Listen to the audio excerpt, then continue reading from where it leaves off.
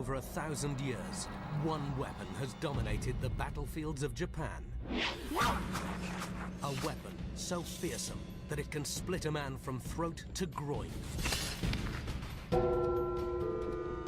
Yet it spawned an entirely new art form and spiritual way of life.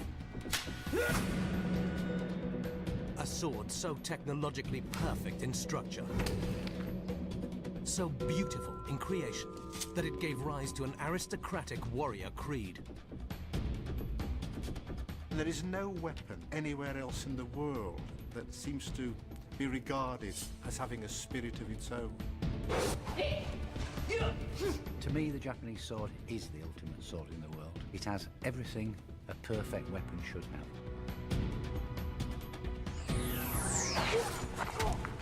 Now, intimate access to the foundries, swordsmiths, and fighting schools can reveal what makes the so-called perfect sword.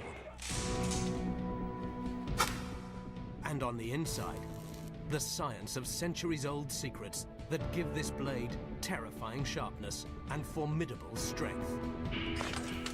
A no-holds-barred look at one of the most iconic man-made objects ever forged. This is the inside track on the making of the legend that is the samurai sword.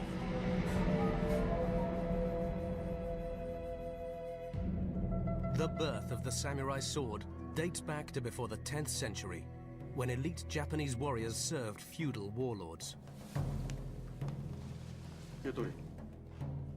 Called samurai, which means those who serve, they rose in power and prestige.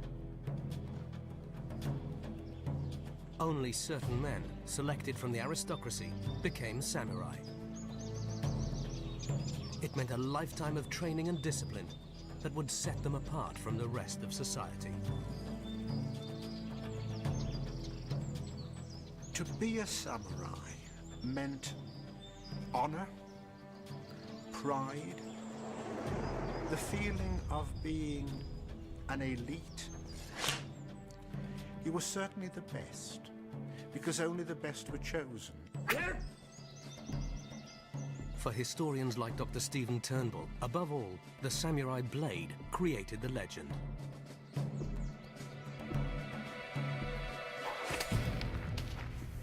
Allegedly strong enough to slice a body in two, but also precise enough to cut a single human hair. And designed to cut from the moment of release from its sheath, it inspired a whole new way of fighting. For many, the katana sword developed in the 16th century has the perfect combination of balance, artistic beauty, plus a sharpness in its cutting edge.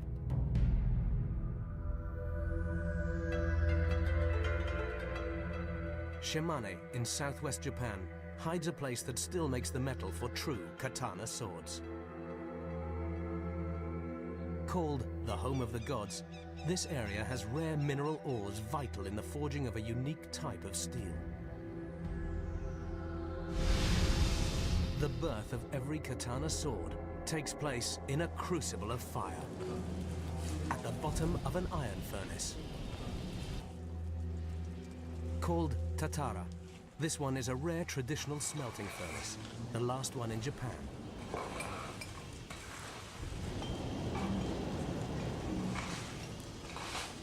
The secrets of this age-old craft fascinate modern metallurgists like David Starley. The traditional Japanese smelting furnace is what's known as the tatara. It's about 3 meters long by about 1 meter wide and 1 to 2 meters in height, with a row of air inlets or tuyeres along one side.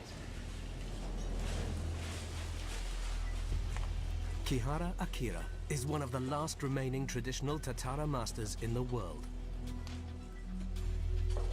He won't sleep for 3 days and 3 nights as he watches the furnace work on the dark materials for the world's sharpest swords.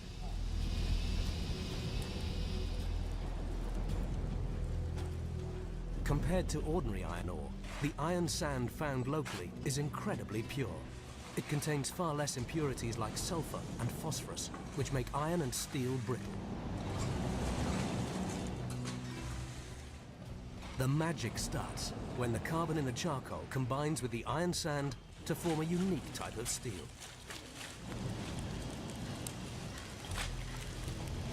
The Japanese call this raw steel tamahagane.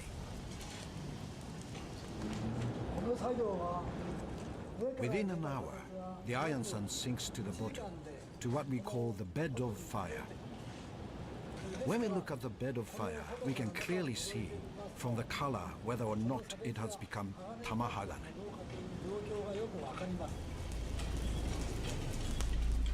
Partly because it never gets completely molten, this raw steel retains chemical and physical properties essential to the katana sword. First, at the atomic level, a small amount of carbon is retained. Just enough to give the legendary sword its first must-have quality.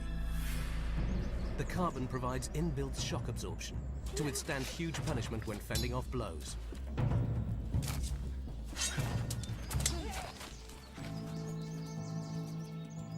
But a good sword needs to be more than just flexible. Metallurgist David Starley is an expert working with the Royal Armouries in the UK. This is actually a fairly pure iron. As we can see, it's very ductile. We bend it, it stays put. It's quite tough, it won't shatter, it's not brittle, but it's not very good for retaining the edge. So the katana is also given a pure steel outer edge, with low levels of impurities like sulfur. The result? Razor-like sharpness.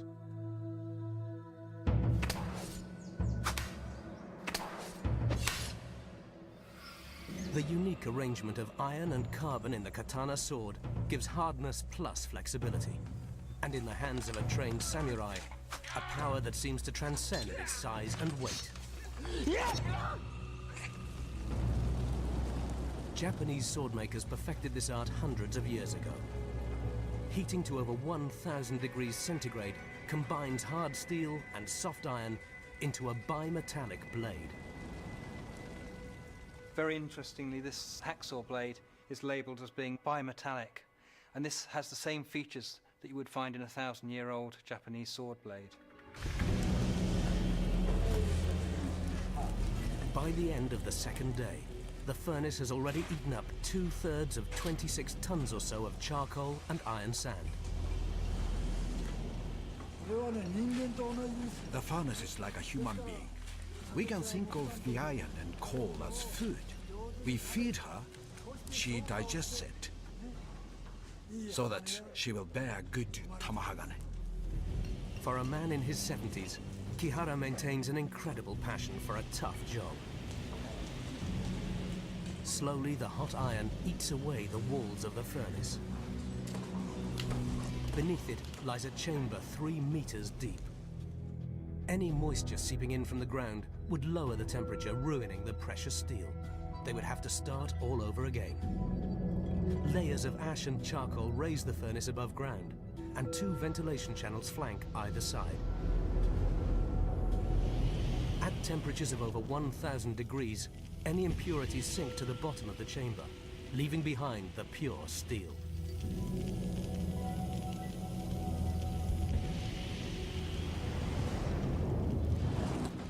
With no modern tools to guide him, Master Kihara will listen to the noise of the fire.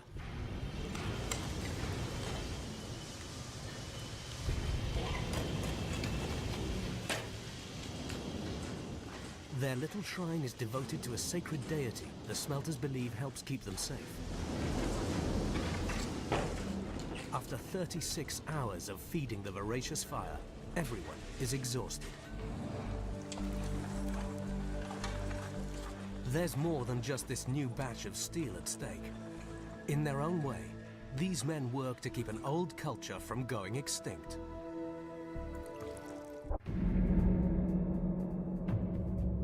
On the morning of the 4th day, he decides it's time to break up the furnace.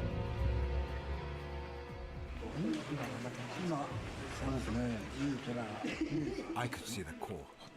It looks good. There's a big relief. I'm happy. But no one can afford to relax yet, until they get the steel out there's no way of knowing if it's samurai sword grade or only good enough for knives and forks.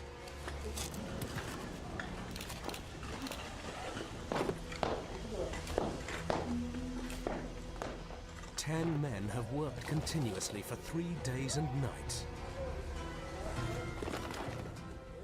But has the chemical reaction between iron and carbon inside the furnace worked to forge steel good enough to make one of the world's finest swords?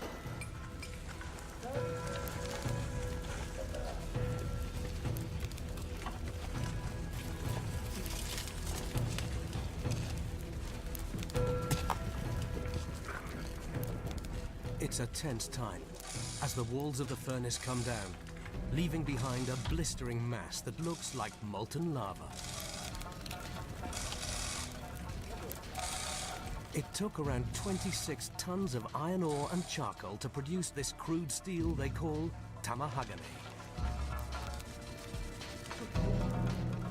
If it's of the right grade, it could fetch around $50,000, which is around 50 times more expensive than ordinary steel. The furnace master, Kihara Akira, must now choose which bits are good enough to go to the sword maker. It all comes down to the carbon content of the steel. Too little carbon, and the finished sword could be soft. Too much, and it could end up brittle. The areas along the sides of the block where sufficient oxidation has occurred offer the best prospects. At the University of Leeds in the UK, Dr. Stephen Turnbull specialises in samurai history. One remarkable thing about samurai swords is none of the great swordsmiths could probably write down what it was about the composition of the steel he was using that was so good. But somehow they got it right, and so that, combined with the way the sword was used, set a standard of perfection that was to last for centuries. It's like when your child is born. It was worth waiting for. I'm very happy. Thank you. Having made his selection, the choice pieces of the tamahagane are put to the test in Sakurai, a small town in the middle of Japan, 50 kilometers from Kyoto. Sakurai is home to one of Japan's most renowned swordsmiths, Gasan Sadatoshi, whose family has been swordsmiths for 800 years. But it's more than a profession. It's a spiritual way of life. They took their name from a holy mountain which they climbed to pray to Buddha before forging a new sword. They also brought this spiritualism into the forge, as Britain's Royal Armoury's senior curator, Ian Bottomley, explains. The forge in which he works is regarded as a sacred site, and most of them have a Shinto shrine somewhere within them, to which the smith prays every morning before starting work. The pieces of raw steel arrive from the smelters 300 kilometers away. Together with his son and assistant, Gasan carefully examines the tamahagane to see if it is up to scratch for his next sword. He's looking for heavy pieces with a bright silver color. Any bits that are greyish-black and coarse are ejected. The great swordsmiths of Japan were far more than just blacksmiths. They weren't just people who bashed metal into a sword shape. They were more like alchemists. They were steeped in the mysterious traditions of the metal, how it was melted, how it was moulded, how it was beaten. They may not have understood the chemical composition of it, but from years of practice, years of apprenticeship, and years of tradition passed on from master to pupil, they were able to transform this mystery into something that was very, very real, the samurai sword. And there is really still only one way to learn the art of sword making: through apprenticeship. Not a career path anyone should take lightly. For Gasan's apprentices, it takes several years just to learn the basic skills of sword making. They live on site, help with household chores, and work with their master for 6 days a week. To begin with, they just concentrate on the charcoal and furnace. They then graduate to forging techniques.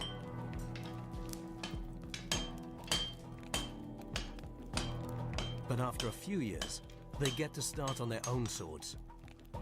But for the lucky few that do qualify, it will take at least another 5 years before they can call themselves a master swordsmith.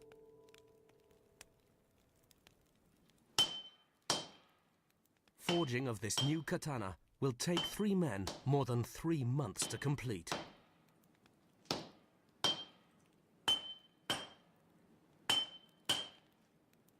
Heat from the forge and constant hammering flatten the pieces into the building blocks of the new weapon under Gassan's watchful and highly trained eye. I can see the amount of carbonization on the edges of these little pieces. This is very important when choosing the right pieces for the proper steel. The selected pieces then get wrapped in paper and a light covering of clay and ash to prevent oxidation.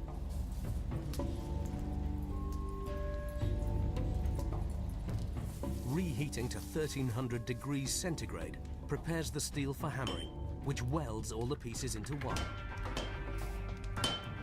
They have to work quickly before the temperature drops, making the steel impossible to work with. The hammering also drives out any remaining impurities. The finished product will weigh almost 50% less than the raw materials. The embryo of the katana finally takes shape as a single welded block. But not until it is repeatedly folded and beaten to spread the carbon content more evenly will the metal for the sword really start to come into its own. What this process of folding really involves is mixing the iron and steel so that the block is uniform, more or less throughout its whole structure. All done by hand, the process is impressively accurate. The carbon content ends up at a more or less uniform 0.7% throughout the block. Gassan gauges the concentration of carbon by the color of the steel.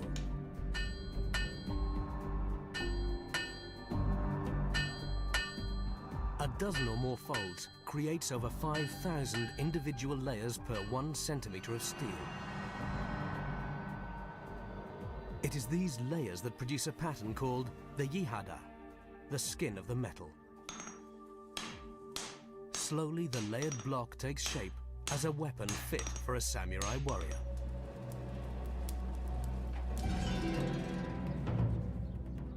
In the right hands, the genius of the swordsmith is deadly. A sword forged with not one, but 2 kinds of steel. Hard and ultra-sharp on its cutting edge, but with a softer, flexible core.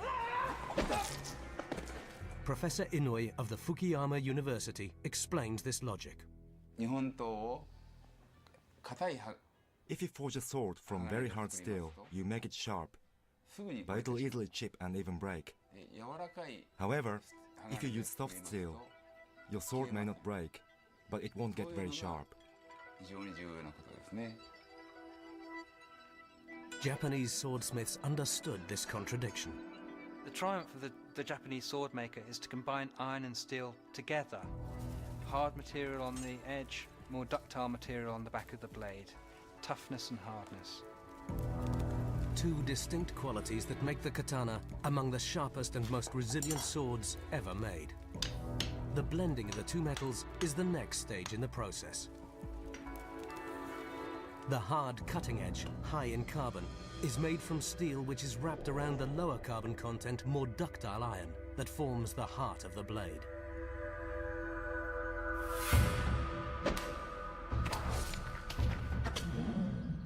The overall structure of the outer steel, known as pearlite and ferrite, is very hard. But the Japanese swordsmiths take their swords 1 step further. The secret of their skill lies in working on the microstructure of the metal. Down the microscope, what we see is a mixture of the different components. In the interior or towards the back of the blade we may have pure iron, such as this sample here, and we can see plain white grains of what we call ferrite. What we need though for the cutting edge of the blade is something that's harder than just steel. This is a structure known as martensite, and its appearance has been likened to seeing straw on snow. It's very hard material altogether, and it's ideal for the cutting edge of an object. Never intended as a stabbing weapon, the katana's edge was all important. This led to some unique methods to test a blade for sharpness, particularly during peace times, when if you were a criminal, you might end up as a human guinea pig.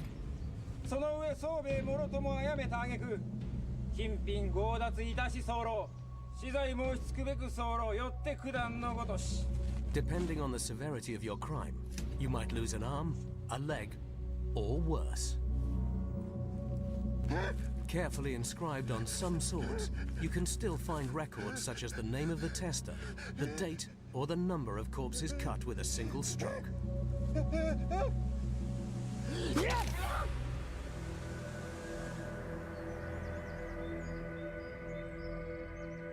At Gassan's workshop, delicate work of a different kind is underway.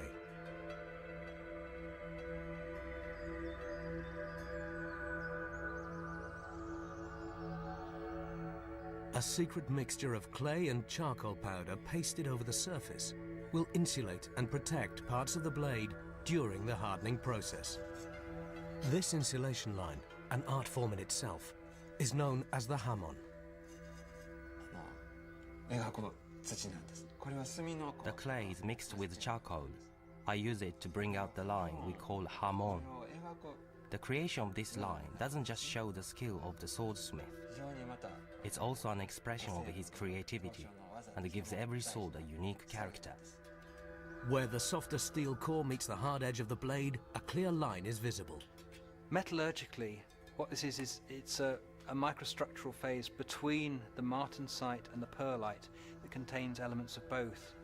And when the sword blade is polished, this can be seen as an area that doesn't take on a proper mirror finish. Gassan darkens the forge so that he can judge by the color of the metal exactly when the sword edge has reached 800 degrees.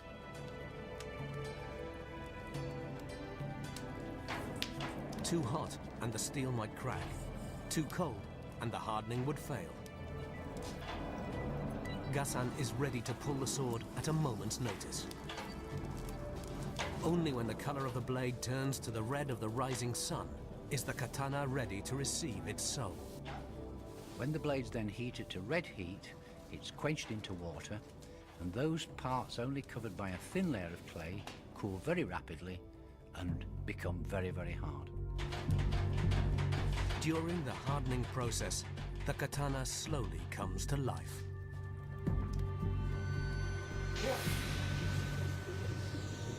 Rapid cooling along the edge, only thinly coated in clay, traps the carbon within the steel into a highly stressed state. This forms the sword's cutting edge. The main body of the sword, covered with thicker clay, cools down more slowly and keeps its more ductile quality. These structural changes during the cooling process bend the sword into its iconic shape. Gassan now starts on one of the last stages of creating his sword, the rough polishing. He determined the size and outlines of the blade when he first designed this sword. He now sets to work grinding the contours and begins to bring the edge to its razor sharpness. The sword will eventually go for final polishing to a master polisher, but at this stage, Gassan can see if it has any defects. He would not want to pass anything but a perfect blade to a fellow craftsman. Today, Tokyo is the world's largest metropolis. It is also one of the most technologically advanced cities in the world. And the location of the final stage of a 1,000-year-old craft of sword making. Master Honami is a 14th generation sword polisher, one of the most revered and respected in the world. He will undertake the third and final stage in the sword-making process. The polishing process was the job of a specialist, particularly in later centuries, and his task was to sharpen the sword, to give it its final shape, and also to reveal all the structures that were built into the sword during the forging and hardening process. Every individual katana sword requires different kinds of special polishing stones. To select these, Master Honami draws on his encyclopedic knowledge of every swordsmith school in Japan. In the 14th century, there were 5 swordsmith schools. Incredibly, there are still 5 today. Good stones are rare and can cost thousands of dollars.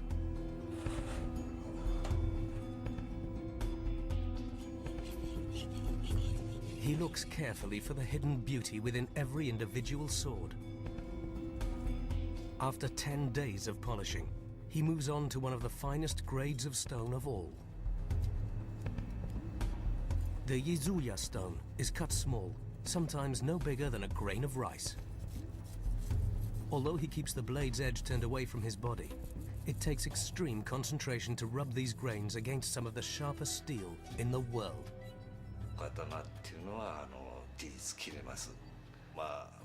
Katanas are very sharp. When I was younger, I used to cut myself a lot. Even these days, I'm still very nervous. Next, Master Honami begins with what's called the whitening of the blade. This will reveal the line where the hard and soft steel meet.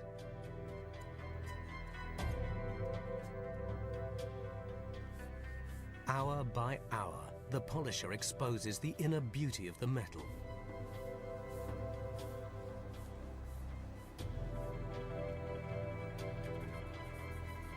Now he turns his attention to the tip of the blade.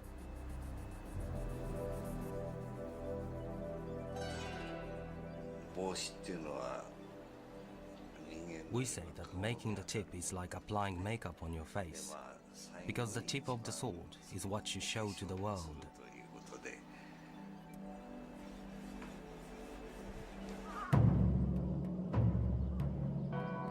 The samurai's katana was not only a beautiful weapon, it was a symbol of power and position in Japan's complex social structure. A samurai actually wore 2 swords at all times as a visible sign of his untouchable authority, the katana and the shorter wakizashi. Respect was demanded because they were the aristocrats. They were the rulers. They were the ones that the farmers grew rice for, the merchants traded goods for, the actors entertained and the priests prayed for. But they were also feared because, theoretically at least, they were the only members of the Japanese population who were allowed to bear arms.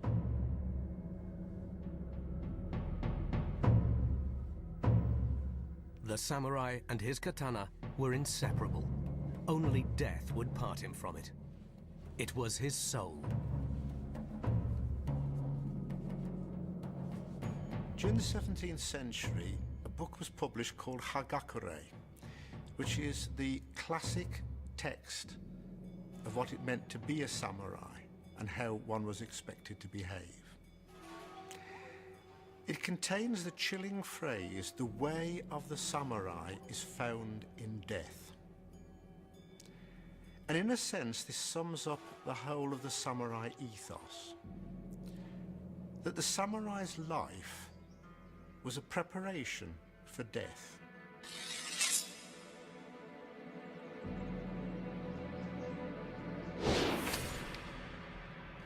Samurai warriors took this code of conduct very seriously. They avoided failure, surrender, and dishonor above all else. Death was far preferable.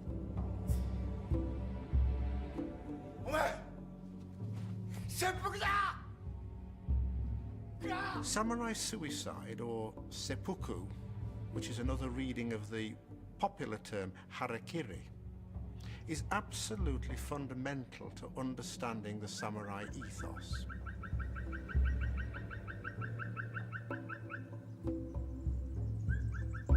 The ultimate crime for a samurai was disobedience.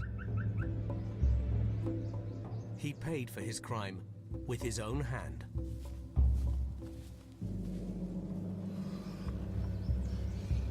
The code that had given him purpose would now end his life.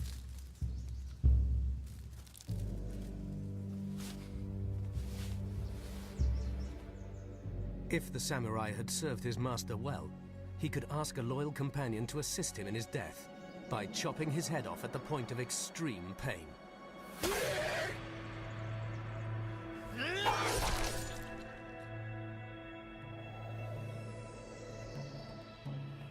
The Royal Armouries collection in Leeds in the UK is home to almost every example of sword ever made.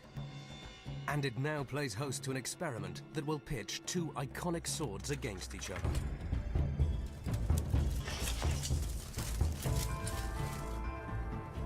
The curved samurai sword from Japan versus the straight European broadsword.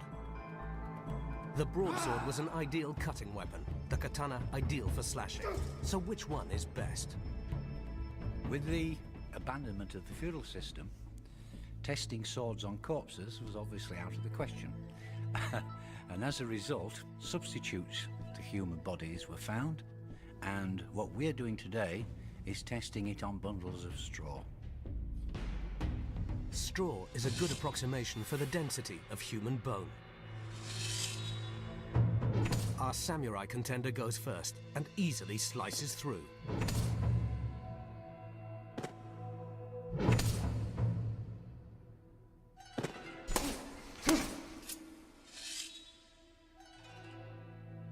And interestingly, the European broadsword, even with its blunter edge, does just as good a job.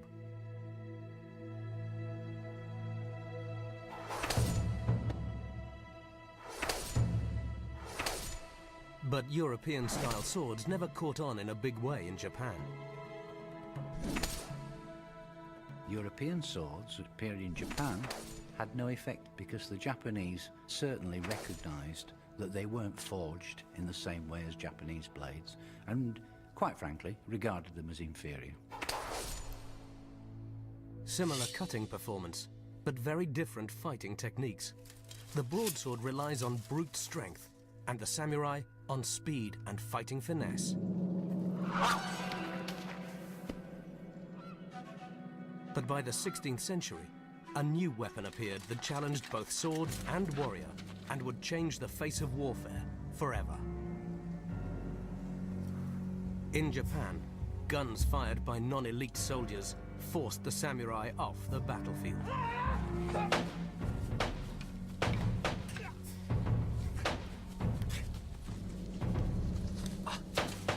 But it wouldn't be the end of the way of the warrior. Long after the demise of the samurai class, the spirit of Bushido, the way of the warrior, survives in modern Japan.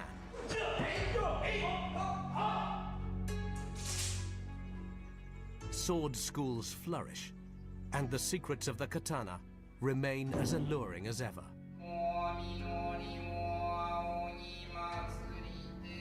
80-year-old Otake Sensei is one of the world's finest martial arts experts and has attained the highest ranking grade in the art of samurai fighting. But before he passes on his 30 years of knowledge, all his pupils must swear an oath of blood never to reveal any of the secrets of the martial arts. More importantly, they swear always to conduct themselves in the true spirit of the samurai code.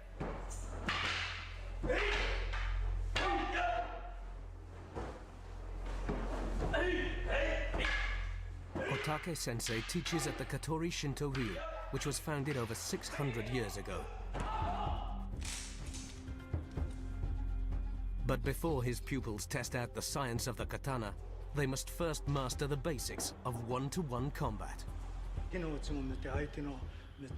When you fight, you should never have the sun in your face. You should always keep the sun or the moon behind you. You can use it to blind your enemy.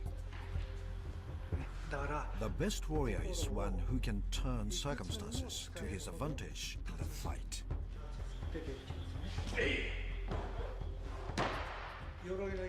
Just here, the armor is weak, so it's a good target. Okay, take your position.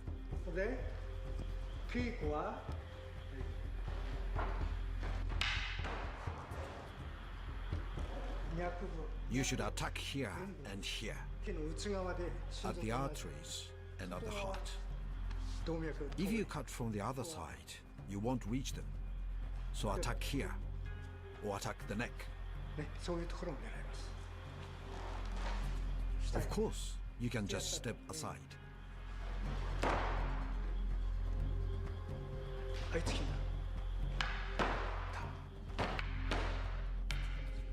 But when you block the opponent, you should always use the back of the sword, because that's the hardest part. There are many marks on the blunt side of the sword. This is caused by constant use to block the opponent's blow. So you should use the back of the sword to attack, like this. Only if you practice again and again will your body remember. You have to be so good that you can think about going to work the next day and still be able to fight. But that takes a few years.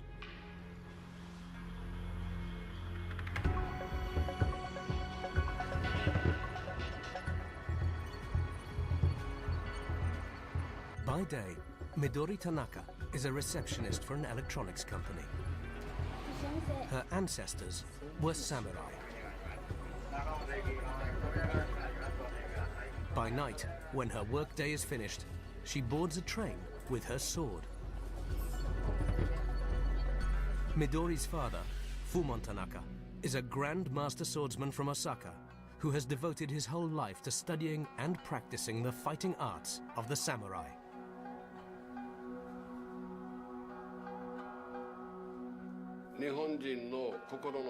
I think many Japanese people can still find the spirit of the samurai in their hearts.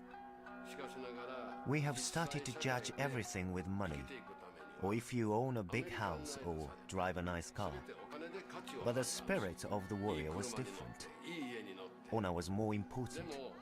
To give your best at all times was important. This is the spirit of Bushido that we should not forget.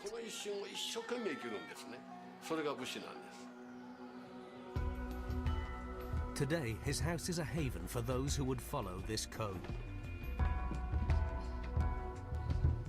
Midori visits 3 times a week to train. For the last 1,000 years, usually only men were trained in these martial arts. Midori started training when she was a small child and hopes one day to replace her father as Grand Master. I think that we live now in a society where women don't have to hide anymore. But I don't feel that I have a special role in this fighting school just because I'm a woman. I want to pass on the knowledge that I received from my masters. And Midori is my only child. I was very happy when she decided to learn the old way of martial arts. If she hadn't gone this way, I'd had to choose somebody else to give my knowledge to.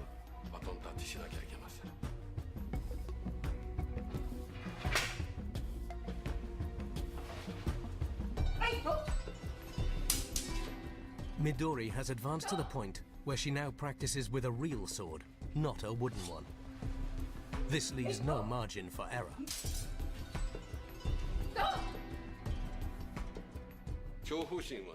Through martial arts, you learn to overcome your fear. If you can reach the state of mushin, which means no mind, you can be ready to fight at any time, even without fearing the possibility of death.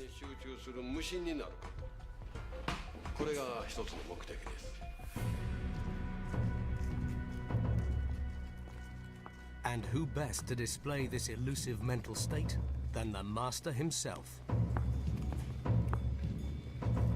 Tanaka prepares to show what the samurai meant by being at one with their swords and showing no fear. And why their lives depended on the quality of the blade. He will take the ultimate test when his daughter aims an arrow straight at his heart.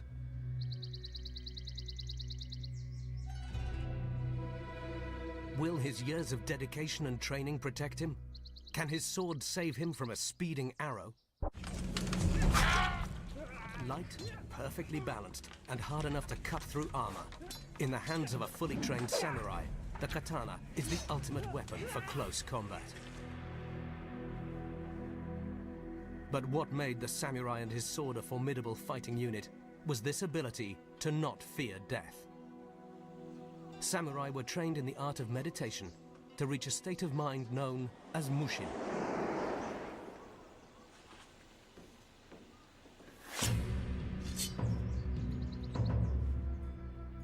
Fumon Tanaka now faces his daughter's arrow. In a contest against the bow and the sword, these lethal arrows can penetrate a board over 1 centimeter thick, more than enough to kill a man.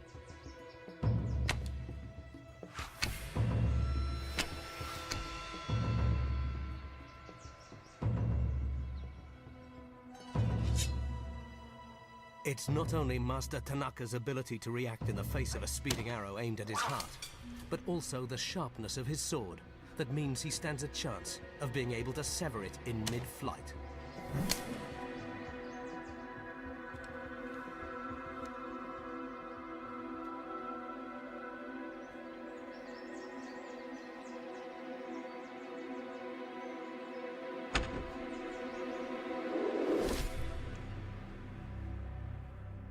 The samurai's katana is proof of man's ability to strive for perfection. It is the culmination of generations of swordsmiths working across hundreds of years in a pursuit for the finest blade in the world. And these swords didn't go unnoticed when American troops occupied Japan during the Second World War. During the war, thousands of Japanese officers had a sword. Even kamikaze pilots died with them by their sides. So great was the demand for these warriors' weapons that the sword went into mass production. They were mostly poor quality imitations, not made in the traditional way, but merely drop-forged from cheap steel. Although it's just possible that some true katana swords made it across enemy lines. When the war ended, a large number of Japanese swords were surrendered or confiscated from Japanese prisoners or from the dead on battlefields. And just as the Japanese were very loath to part with them, so American GIs were very eager to acquire them. But among the hundreds of ordinary swords that were taken back to the States as souvenirs, there were a certain number of national treasures. Ones made, if you like, of imperial quality. And who knows how many of these treasures actually lie in American homes that were taken back without the owner knowing what a prized possession he'd acquired.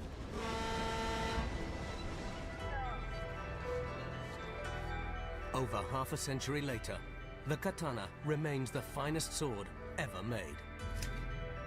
It's an object of great beauty, a symbol of honor. Although these ancient values have modern-day price tags.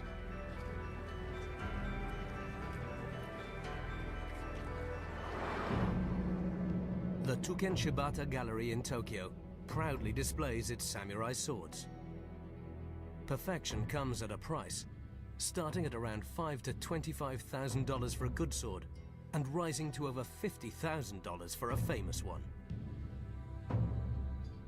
Even if you can afford one, gallery owner Mr. Shibata doesn't sell to just anybody. Maybe I'm old-fashioned, but the sword is still the soul of the samurai. I don't sell them to just anyone. It's important for me to get an understanding of the client, to feel like I can trust them. でご信頼できるところでお買いになったらいいと思いますね。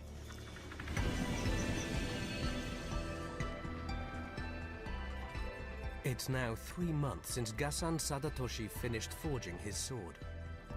Master Honami the polisher is also done.